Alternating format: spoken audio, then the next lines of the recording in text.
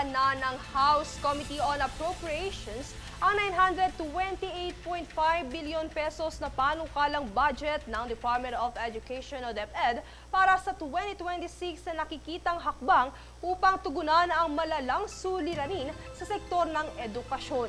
Tunghayan ang ulat mula kay Jade Buhoy.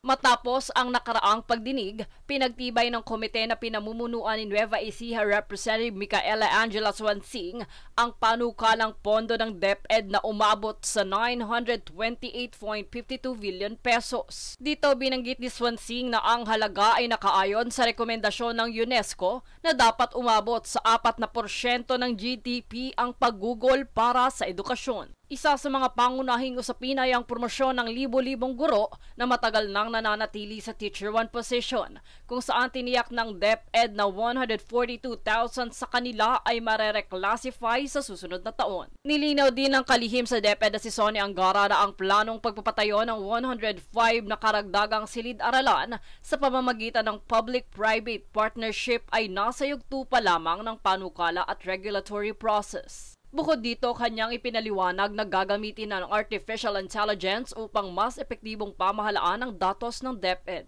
kabilang ang pagtukoy sa congestion ng mga paaralan at pagsusuri sa feeding program ng mga bata. Anaya ang paggamit sa AI ay magpapahintulot sa mga guro na mas mag-focus sa pagtuturo. Ito naman ay alinsunod sa nais ni Pangulong Ferdinand Marcos Jr. Samantala, pinagtibay naman ni Committee Vice Chair Maria Carmen Zamora ang sponsorship ng panukalang budget.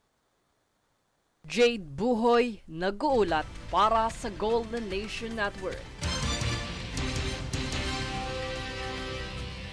Samantala, sa turnover ceremony ng Department of Transportation o DOTR nitong Miyerkules, sinabi ni DOTR Acting Secretary Giovanni Lopez na ipapatuloy niya ang nasimulan ni Department of Public Works and Highway Secretary Vince Dizon na nooy kalihim ng ahensya. Aniya'y prioridad niya ang interes ng mga mananakay at pagsasaayos ng mga isyong kinaharap ng ahensya.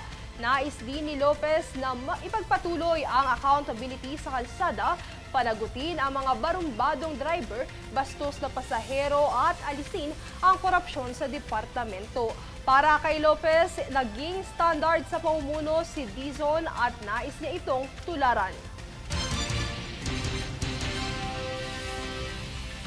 Sa kaparehong ahensya, magkatuwa na in-inspeksyon ni Department of Transportation Acting Secretary Giovanni Lopez at Pasig City Mayor Vico Soto ang konstruksyon ng Metro Manila Subway Ortigas Station nitong Miyerkules. Alinsunod ito sa utos ni Pangulong Ferdinand Marcos Jr. na tapusin ng mabilis ang proyekto. Ayon kay Lopez, matatapos ang proyekto sa loob ng 3 taon at karagdagang 2 taon bago maging operational. Nagpasalamat naman si Mayor Soto sa ahensya dahil nasimulan na ang pagsasaayos ng istasyon matapos ang 2 taong delay.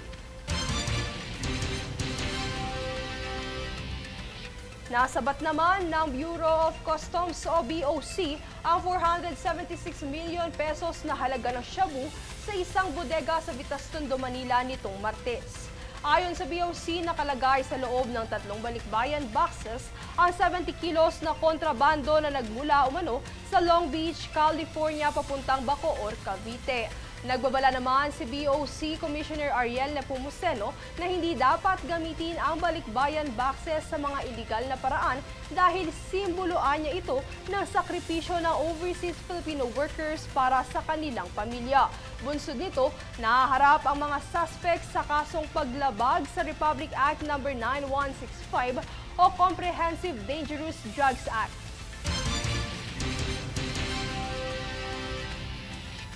Sa ibang ulat, nagsagawa ang Philippine Coast Guard o PCG ng action plan sa kababahihan, kapayapaan at seguridad matapos makipag-ugnayan sa pamahalaan ng Australia.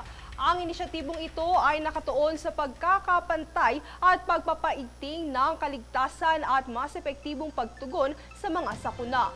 Anila ito ay nakatuon sa pangkaragatang seguridad, pamamalakad ng patakaran at maging pangangalaga sa yamang dagat ng bansa habang kinikilala ang pamumuno ng mga kababaihan sa nasabing institusyon.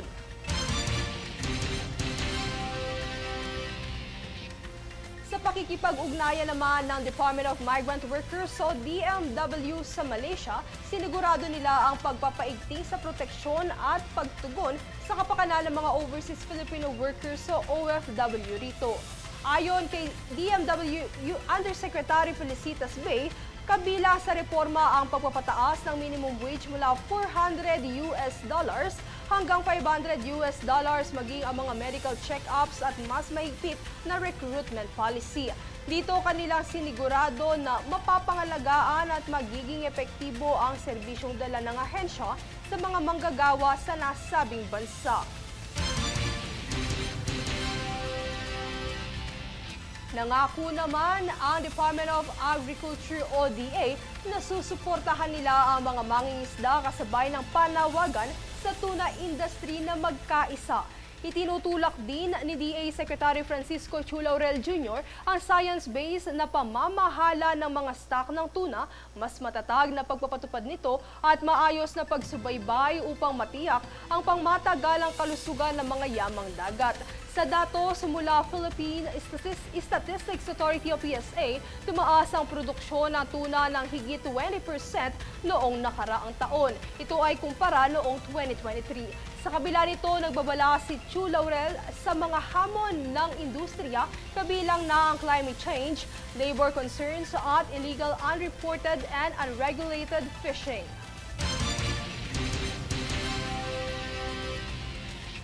Susunod sa News Force. China, pinasinayaan ng pinakabagong military weapons sa Beijing Parade.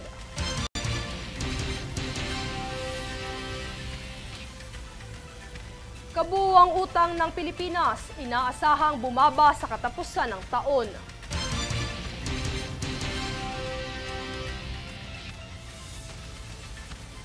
Korean actor Lee Jung-suk, balik bansa para sa kanyang fan meeting sa November.